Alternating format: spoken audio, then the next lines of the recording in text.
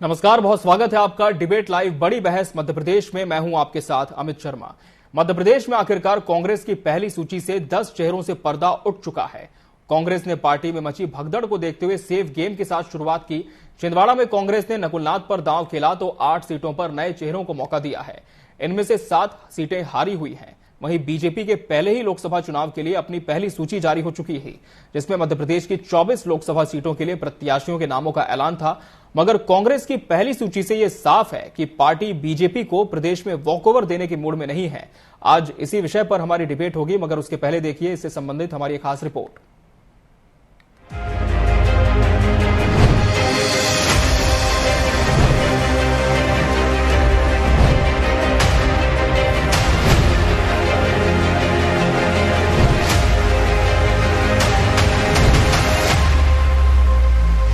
मंगलवार शाम को कांग्रेस ने लोकसभा चुनाव के लिए अपने प्रत्याशियों का ऐलान कर दिया है। इसमें मध्य प्रदेश के 10 उम्मीदवारों के नाम शामिल हैं। कांग्रेस की पहली सूची में किसी भी सीट पर बड़े नेता का नाम नहीं है। गुना, रतलाम, राजगढ़ जैसी सीटों को फिलहाल होल्ड पर रखा गया है, जहां बड़े चेहरों को उतारने की चर्चाएं चल रही हैं। विधानसभा चुनाव में दावेदारी करने वालों का भी ध्यान रखा गया है। 10 उम्मीदवार हमारे घोषित हो चुके हैं। ज्यादातर युवा हैं। भारतीय जनता पार्टी के बूढ़े शेरों का मुकाबला करेंगे हमारे नौजवान साथी। इनमें से जो है सभी सीटों पर जिनकी घोषणा की गई है, हमारी स्थिति बहुत अनुकूल है। सतना में अभी हमारे जो उम्मीदवार हैं, उन्होंने पिछले चुनाव में ही हराया है गणेश सिंह जी को। मंडला में स्थिति ये है कि 5 सेगमेंट में हम आगे हैं। छिंदवाड़ा भी हमने उनको हराया हुआ है। इसके बाद भिंड, मुरैना, ये सारी सीटों पर कांग्रेस बढ़त लेने वाली है और बहुत अच्छे परिणाम सामने आएंगे। और ये जो मोदी जी का जो सपना है 370 का, ये चकनाचूर हो जाएगा और देश के संविधान को बदलने की जो नियत उनके पूर्व केंद्रीय मंत्री हेगड़े ने जाहिर की है, उसका सपना भी टूट जाएगा। देश का संविधान अक्षुण्ण रहेगा। दूसरी ओर बीजेपी ने लोकसभा चुनाव के लिए पहली सूची जारी करते हुए प्रदेश की 24 सीटों पर अपने नाम स्पष्ट कर दिए हैं, जिनमें दिग्गजों के नाम भी शामिल हैं। विदिशा से शिवराज सिंह चौहान और गुना से ज्योतिरादित्य सिंधिया भाजपा के प्रत्याशी हैं। 5 सीटों छिंदवाड़ा, इंदौर, उज्जैन, बालाघाट और धार के लिए अभी प्रत्याशी घोषित नहीं किए गए हैं। बीजेपी कांग्रेस की पहली लिस्ट को उसकी हार की स्वीकारोक्ति मानकर चल रही है। कांग्रेस के कोई भी बड़े नाम अभी इस पहली लिस्ट में नहीं आए। इसके उलट भारतीय जनता पार्टी की पहली लिस्ट में यशस्वी प्रधानमंत्री नरेंद्र मोदी जी से लगा करके सारे नेताओं के नाम हैं। हम सब समझ सकते हैं कि कांग्रेस के लिए आने वाला समय बहुत खराब है। इनके बड़े नेता मैदान पहले से ही छोड़ रहे हैं और उसके रिजल्ट दिखाई दे रहे हैं। आज मैं रायपुर के दौरे पर था। मुझे इस बात की प्रसन्नता है, उत्साह, उमंग और ऊर्जा से भरे हमारे कार्यकर्ताओं ने बहुत सारे कार्यक्रम बनाए थे। मैं भी अपनी ओर से रायपुर, राजनांदगांव, दुर्ग इत्यादि स्थानों पर मैं दौरा करके आया हूँ। निश्चित रूप से आने वाले समय में हमारे यशस्वी यहाँ के मुख्यमंत्री विष्णुदेव साय जी और उनकी मित्र मंडली की सरकार हमारी बहुत अच्छे से विकास के मामले में डबल इंजन की सरकार के साथ माननीय मोदी जी के नेतृत्व में आगे बढ़ेगी। हमारे पुराने मध्य प्रदेश में आया हूँ, ये लगा वैसे अपने घर में ही हूँ, मैं घर से बाहर नहीं हूँ। ये पुराना हमारा मध्य प्रदेश और वर्तमान का छत्तीसगढ़ यशस्वी प्रधानमंत्री के नेतृत्व में लगातार प्रगति कर रहा है। मुझे इस बात का संतोष है। यशस्वी मुख्यमंत्री श्रीमान विष्णुदेव साय जी के नेतृत्व में निश्चित रूप से हमारी अपनी सरकार की जो मूल हमारी दृष्टि है, यशस्वी प्रधानमंत्री के नेतृत्व में विकास के सभी क्षेत्रों में काम करने के लिए लगातार दृढ़ संकल्पित होकर आगे जाना, और उसमें छत्तीसगढ़ ऐसा लगता है वायु की गति से आगे जा रहा है। ब्रजमोहन अग्रवाल जी के साथ और हमारे सभी वरिष्ठों के साथ मीटिंग में मैंने भाग लिया है भारतीय जनता पार्टी की राष्ट्रीय योजना के अंतर्गत। तो 10 कदम आज इसी विषय पर हम चर्चा करेंगे, जिसके लिए हमारे साथ खास मेहमानों का पैनल भी जुड़ चुका है। हमारे साथ बीजेपी से सह मीडिया प्रभारी आशीष तिवारी जी इस चर्चा में शामिल हैं। आशीष जी, आपका बहुत बहुत स्वागत है। कांग्रेस प्रवक्ता नीलाभ शुक्ला जी इस चर्चा का हिस्सा है। नीलाभ जी, आपका भी बहुत बहुत स्वागत। वरिष्ठ पत्रकार राजेंद्र आगल जी भी हमारे साथ जुड़े हैं। राजेंद्र जी, आपका भी बहुत बहुत स्वागत है। नीलाभ जी, कल कांग्रेस की सूची आई, मध्य प्रदेश में 10 नाम इसमें शामिल हैं। पहला रिएक्शन आपका लेना चाहूंगा बीजेपी को इस बयान पर, जिसमें मुख्यमंत्री डॉक्टर मोहन यादव खुद कह रहे हैं कि जो पहली लिस्ट है कांग्रेस की उसमें दिग्गज मैदान में नहीं दिख रहे हैं। दूसरी बात जो बीजेपी ने कही है कि पहली लिस्ट कांग्रेस की, यह जाहिर करती है कि कांग्रेस की हार की स्वीकारोक्ति हो चुकी है। आपका जवाब इस पर? ये भारतीय जनता पार्टी की प्लाट है। उन्हें लगता है कि कहीं भी वाक ओवर देने के मूड में कांग्रेस नहीं, कांग्रेस पूरी तरह फाइट करने के मूड में मैदानी, युवाओं का जोश और वरिष्ठ मार्गदर्शन, यही कांग्रेस पार्टी की खूबसूरती। जो 8 नए चेहरों को दिया गया, इनकी जमीनी पकड़ मजबूत है। ये जब भारतीय जनता पार्टी को लग रहा है कि इस तरह की ये शुरुआत जो 10 लोगों के जो को टिकट दिए गए, कहीं ना कहीं भाजपा के खेमे बौखलाहट है जो इनके बयानों से स्पष्ट दिख भी रही है मुझे, कि ये पहले ये मान के बैठे थे कि नहीं वाक ओवर मिल जाएगा।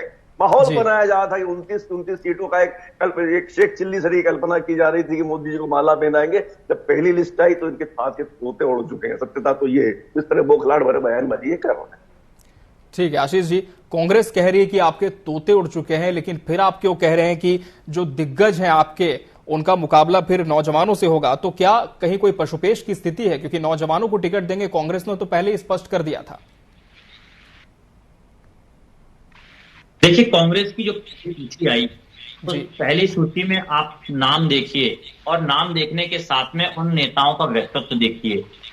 किन नेताओं को टिकट आपने सतना से जिनको टिकट दी, उनके ऊपर ट्रेन में एक महिला के साथ अभद्र व्यवहार करने का मामला चर्चा में था।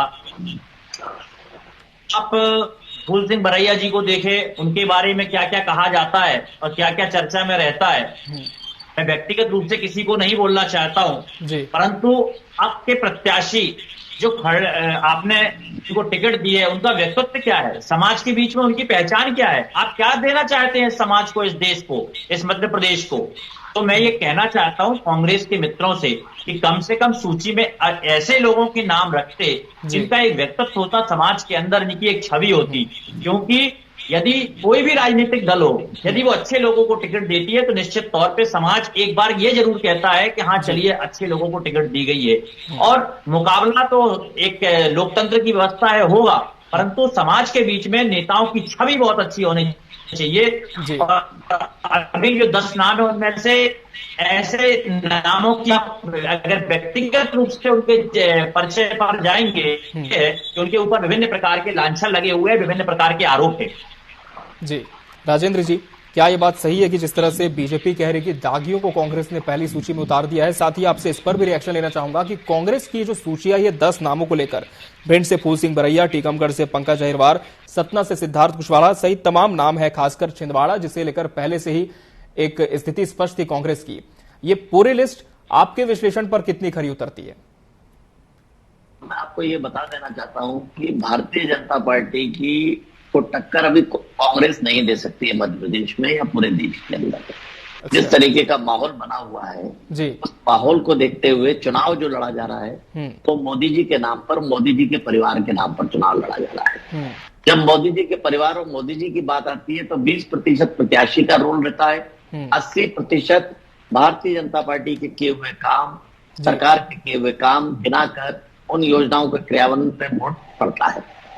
दूसरी बात आपकी बहुत इंपॉर्टेंट है कि कांग्रेस के पास जो चेहरे हैं जी, जो बेस्ट से बेस्ट चेहरे हो सकते थे, उनको चुनाव मैदान में उतारा है। वो रण क्षेत्र में उतरने के बाद में वो कितना सक्सेस दे पाते हैं कांग्रेस को, ये तो आने वाला समय बताएगा। परंतु जो 10 चेहरे उतारे हैं वो एक तरीके से माना जाए तो जैसे मेरे दोस्त ने ये बताया कि उनकी छवि और सारी चीजों को, नेताओं की छवि नहीं देखी जाती है। नेताओं को तो ये देखा जाता है कि चेहरा कौन सा है और चेहरा किस तरीके का काम करेगा। जो कांग्रेस बेस्ट से बेस्ट कर सकती थी उनके सामने, वो उन्होंने किया है। नेक्स्ट जो है आने वाला समय चुनाव और सारी चीजें बताएगी। जी नीलाभ जी, क्या इस बात से सहमति रखते राजेंद्र जी की कि टक्कर तो फिलहाल कांग्रेस नहीं दे सकती बीजेपी को? साथ ही इस पर भी आपसे जवाब लूंगा कि दागियों को आपने मैदान में उतार दिया, जनता कैसे स्वीकार करेगी? देखिए, भारतीय जनता पार्टी कहने से वो दागी नहीं हो गए, उनका कहीं भी कोई आरोप प्रत्यारोप नहीं। भारतीय जनता पार्टी धमकार झूठ का वातावरण फैला रही है। मैं भी आपकी बात पे जवाब देता हूँ। आपने कहा कि मोदी जी का परिवार, तो मोदी जी का परिवार क्या वो मणिपुर की महिलाएं नहीं है जो निर्वस्त्र करके घुमाई जा रही है? क्या वो किसान नहीं है जो एमएसपी की मांग कर रहे हैं? या वो युवा नहीं है जो बेरोजगार घूम रहा है? तो मोदी का परिवार एक स्लोगन चलाने से, एक जुमला चलाने से क्या एक जनता को भ्रम में आप बार बार डालेंगे? और मोदी जी की गारंटी के नाम से फिर झंडा उठा के आप निकल पड़े। अरे हमने गारंटी उसकी मानी जाती है, इसकी पुरानी गारंटी अब फुलफिल हुई हो, सबसे बड़ी बात है। तो 2014 में ने कहा प्रतिवर्ष 2 करोड़ नौकरी देंगे, उसका क्या हुआ? हवाई चप्पल पहनाने वालों को हवाई जहाज में घुमाएंगे, उसका क्या हुआ? महंगाई पर मोदी जी अब बात ही नहीं करते हैं, पेट्रोल डीजल की कीमतों पर अब बात ही नहीं करते हैं, गैस सिलेंडर की कीमतों पर अब बात ही नहीं होती है। 450 सिलेंडर 1100 पहुंचा दिया, फिर 100 रुपए कर दिए, उसकी महंगाई का टोला पीट रहा है। गैस की गिरती डीजी पर वो बात नहीं करते, काला धन लाने की चर्चा ही नहीं हो रही, नोटबंदी के फायदे भी नहीं गिनाए आप जाते हैं, देश की सुरक्षा की बातें नहीं करते हैं, चीन को लाल लाल दिखाने की बातें नहीं करते, चीन की वहां पर कब्जे करते जा रहा है, एक के बदले 10 साल की बात भी मोदी नहीं करते। तो गारंटी उसकी मानी जाती है, मोदी जी की गारंटी, जिसकी गारंटी पूरी पुरानी फुलफिल हुई हो। ठीक है आशीष जी, कांग्रेस को तो फिलहाल अपने इन कैंडिडेट्स पर पूरा भरोसा है, लेकिन बीजेपी को कितना भरोसा मोदी की गारंटी पर है, जवाब दें जी। देखिए, मोदी जी की गारंटी यानी कि जीतने की गारंटी, और मैं ये बहुत कंफर्म कह सकता हूं और आत्मविश्वास के साथ कह सकता हूं कि मोदी जी ने अब तक जो कहा वो किया। और आप देखें कि देश की स्थिति पहले क्या थी और आज क्या है। देखिए, मैं ये नहीं कहता कि कांग्रेस ने विकास नहीं किया होगा, कांग्रेस ने अपने समय पे काम किया होगा, परंतु काम करने की एक शैली होती है और काम की एक गति होती है।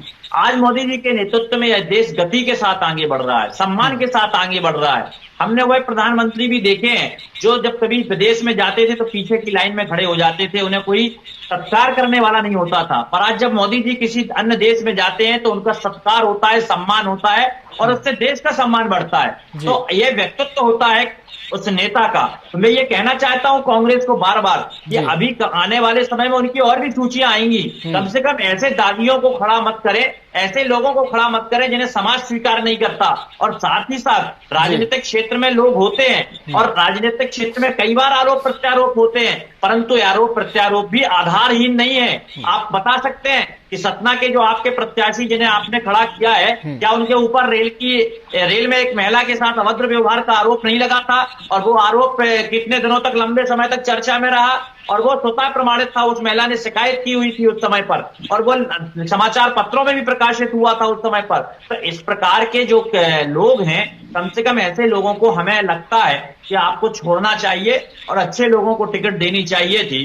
परंतु आज मैं एक बात और कहना चाहता हूं कि कांग्रेस पार्टी अब एक तो मुद्दा विहीन हो गई है, दूसरा कार्यकर्ता विहीन हो गई है और तीसरे नंबर पर अब तो प्रत्याशी विहीन हो गई है कि आज उनके पास अच्छे प्रत्याशी नहीं है। देखिए, चुनाव लड़ना और चुनाव जीतना और हारना एक अलग विषय है, परंतु चुनाव एक सौम्यतापूर्ण, सौहार्दपूर्ण वातावरण में और देश के सम्मान के साथ होना चाहिए, देश के हित में होना चाहिए, ये भारतीय जनता पार्टी चाहती है। ठीक है नीलाभ जी, कांग्रेस मुद्दा विहीन हो चुकी है, कार्यकर्ता विहीन हो चुके हैं और प्रत्याशी विहीन भी हो चुकी है, जवाब दें क्या ऐसी स्थिति है फिलहाल पार्टी में? भारतीय जनता पार्टी के सब जो भाग है तो पहली सूची में ही इनकी बहुत स्पष्ट रही है। इन्हें लग रहा था कि कांग्रेस पार्टी वॉकओवर देगी, जब ये लग रहा है तगड़ा मुकाबला करना पड़ेगा तो इनके मुगालते सावधे की सत्ता किसी के नहीं होती। आप जनता है, आज की हांडी हर बार नहीं चलेगी। हमें तो चुनाव नहीं है, इन प्रत्याशियों की लिस्ट को देखकर हमारा आत्मविश्वास बढ़ गया है कि हम चुनाव जीतते हैं। परंतु मैं ये कहना चाहता हूँ समाज के बीच में कम से कम अच्छे लोगों को तो मैदान में उतारिए, कांग्रेस में भी अच्छे लोग होंगे। तो बदलाहट है वो आपके सामने आ रही है जी। आप बातें करते हैं भाई आपके सांसद महिलाओं का जो उत्पीड़न करते हैं, महिला स्लर्स का उनका बगल में बिठाते हैं, आप क्या बातें करते हैं? सांसद तो आपके पास बयान है, आपके आदरणीय सिंह जी के बयान है, महिलाओं को लेकर कितने अभद्र व्यवहार के साथ में बातचीत की है उन्होंने, कैसे मंचों पर सार्वजनिक रूप से कहा है। लिस्ट पर राजेंद्र जी का मैं रुख कर लेता हूं। राजेंद्र जी, कांग्रेस को अपने इन 10 प्रत्याशियों पर पूरा भरोसा है, लेकिन बीजेपी कह रही है कि कोई बड़ा चेहरा नहीं है, इससे आत्मविश्वास और बढ़ा है पार्टी का। लेकिन क्या ऐसी स्थिति आप भी देख पा रहे हैं? साथ ही हम आपसे ये भी समझना चाहेंगे कि इन 10 सीटों पर जो चेहरे उतारे गए हैं, किस तरह के समीकरण साधने की कोशिश कांग्रेस ने इसके माध्यम से की है? मुझसे बात कर रहे हैं? जी जी राजेंद्र जी, आप ही से सवाल है जी। चुनाव पूरा जो लड़ा जाता है जी, किसी भी तरीके से ना कोई मुद्दा होता है उस समय पे, ना बेरोजगारी को याद रखते हैं लोग, ना महंगाई को याद रखते हैं। सिर्फ चुनाव लड़ने का एक ही पैमाना है, जातिवाद जी। जातिवाद पे चुनाव लड़ा जाता है जातियों के समीकरण को बिठालकर कैंडिडेट्स को तैयार किया जाता है। दोनों पार्टी इसी तरीके से काम करती है और काम करके वहां पर उससे संबंधित कैंडिडेट को खड़ा करती है। अगर यही इतने मुद्दे हैं कि महंगाई है, बेरोजगारी है, युवा परेशान है, ये बात सही है। एक रिपोर्ट में देख रहा था, तो आज तक में एक रिपोर्ट कुछ दिन पहले अपनी जारी की थी कि कितने परसेंट, 42%, 40% बेरोजगारी है, कितना परसेंट युवा है। परंतु सबसे ज्यादा इस देश के अंदर डिमांड है तो भगवान राम की। राम का चेहरा देखकर, राम मंदिर देखने के बाद लोगों का एक मन बन गया है कि हम जो है सारे लोग हिंदू हैं और हिंदुज्म को वोट करना है, और हिंदुज्म को वोट करने के लिए हमारे पास इससे अच्छा कोई विकल्प नहीं है। आपने चेहरे की बात कही है, चेहरे तो वही उतारे जाएंगे जो वहां के प्रभाव को देखते हुए, वहां की जातिगत जनगणना को देखते हुए और वहां के वातावरण को जो सूट करता है, चाहे वो रण में चुनाव में आने के बाद में कितना सपोर्ट करते हैं, आगे कितनी बुरी टक्कर देते हैं, कितना अच्छा काम करते हैं, ये तो बात की बात है। पर अब फूल सिंह बरैया की जैसे बात कर रहे हैं या सतना की बात कर रहे हैं, ये वही चेहरे हैं जो चेहरे अपने आप में चुनाव जीत चुके हैं। ऐसा नहीं चुनाव हार चुके हैं, चुनाव हारे भी हैं तो एक टक्कर देकर हारे। अब उनसे अच्छा कैंडिडेट कांग्रेस के पास नहीं था और जातिगत समीकरण को देखते हुए ही उस तरीके की बात उन्होंने करी रखी। कोई बुरी बात नहीं है और यही भारतीय जनता पार्टी ने की। भारतीय जनता पार्टी भी हमेशा कैंडिडेट का जो चयन करती है वो इसी तरीके से करती है, पैमाना यही। नीलाभ जी, जैसे कि राजेंद्र जी कह रहे हैं और इसके पहले भी हमारी डिबेट्स में इसका जिक्र हो चुका है, भले ही लोकसभा चुनाव, विधानसभा के चुनाव के मुद्दे अलग होते हैं और आपकी पार्टी हर बार बेरोजगारी का मुद्दा, महंगाई का मुद्दा उठाती भी है, लेकिन पिछले कुछ समय से जैसा कि कांग्रेस भी कह रही कि हिंदुइज्म के नाम पर जिस तरह से बीजेपी ने काम किया है, क्या आपको नहीं लगता कि इस बार भी ये जो फैक्टर है वो सबसे ज्यादा हावी होगा? ऐसे में आप जिन मुद्दों को लेकर जनता के पीछे जा रहे हैं वो कहीं ना कहीं क्षीण हो जाएंगे। मेरे भाजपा के मित्र कहते हैं कांग्रेस मुद्दा विहीन हो चुकी है। ये तो है कि भारतीय जनता पार्टी मुद्दा विहीन हो चुकी है, इसलिए मंदिर के आड़ में छिप रही है। इसके पास मुद्दे नहीं है। देखिए, चुनाव जीतना हरना है प्रक्रिया। आप साम दाम पिंड भेद हर जीत करके, मशीनों का दुरुपयोग करके, सरकारी तंत्र का दुरुपयोग करके चुनाव जीत सकते हैं। उससे मुद्दे वोट नहीं हो जाते, मुद्दे यथावत रहते।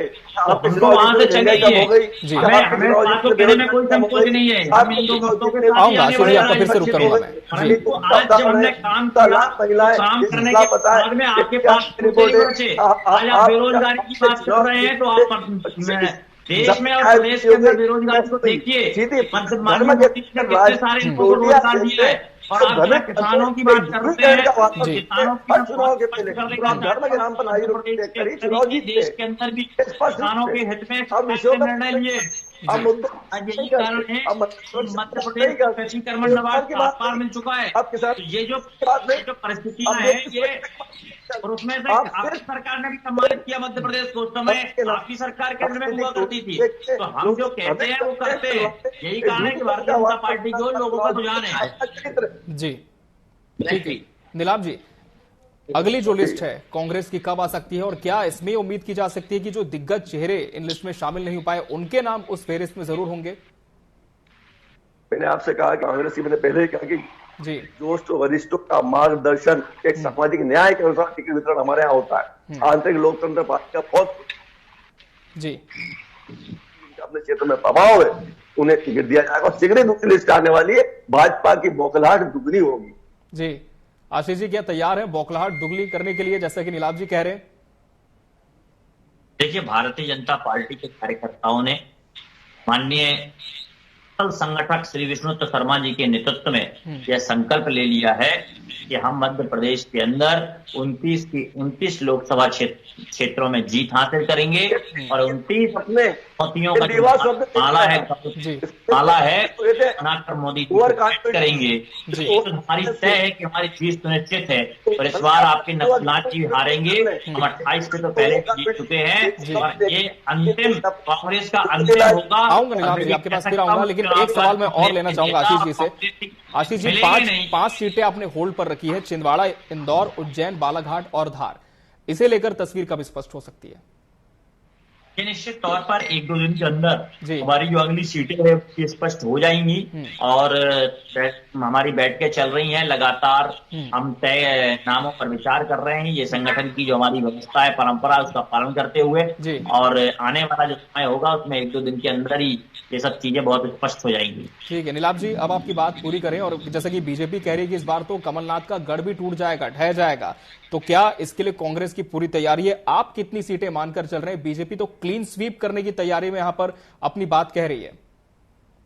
बीजेपी मुंगेरी लाल के हसीन सपने देख रही है, बड़ी बड़ी बातें कर रही है, बड़बोलापन का साफ दिखाई दे रहा है। इस तरह की बातें करते कि हम कोई बड़ी बड़ी बातें नहीं करते, लेकिन हम ये तय बता रहे हैं, हम पूरी मेहनत से मुद्दों के बीच मुद्दों के साथ जनता के बीच जाएंगे। हमें कोई ध्रुवीकरण करके वोट नहीं कमाना है, हम विषयों पर ही बात करेंगे और निश्चित रूप से कांग्रेस को जनता का आशीर्वाद मिलेगा, बहुत अच्छा आशीर्वाद मिलेगा। जनता पार्टी से हतप्रभ रह जाएगी। जो परिणाम आएंगे या प्रत्याशित आएंगे, मैं आपको दावे से कह सकता हूँ, काट की आंटी हर बात नहीं चढ़ती है, ये जनता है, ये जनता है, ये आपके मुगालते भाप रही है जी। लेकिन पार्टी ने भी अपना एक विश्लेषण किया होगा, अनुमान होगा, उसके मुताबिक कितनी सीटों पर आप देख रहे हैं कि आपके प्रत्याशी जीतेंगे? कि मैं कोई भी ऐसी बात नहीं करता, ज्यादा से ज्यादा सीट कांग्रेस जीतेगी, जनता का आशीर्वाद मिलेगा जी। ठीक है राजेंद्र जी, कांग्रेस हालांकि सीटों को लेकर स्पष्टता से जवाब नहीं दे रही है, लेकिन बीजेपी पूरे कॉन्फिडेंस में है कि इस बार तो क्लीन स्वीप होगा। पिछली बार जो छिंदवाड़ा का गढ़ रह गया था उसे भी ढा देंगे। लेकिन आपका विश्लेषण क्या कहता है, इस बार कितनी सीटें दोनों पार्टियों के बीच हो सकती है और क्या कोई टक्कर वाली स्थिति देखने को मिलेगी किसी सीट पर? नहीं, ये कहना तो कठिन है कि कितनी सीटें कौन होगी, परंतु मुझे ऐसा लगता है कि मध्य प्रदेश में जिस तरीके से टिकट बांटे गए हैं, कांग्रेस ने दिए हैं, उसमें टक्कर की उम्मीद है।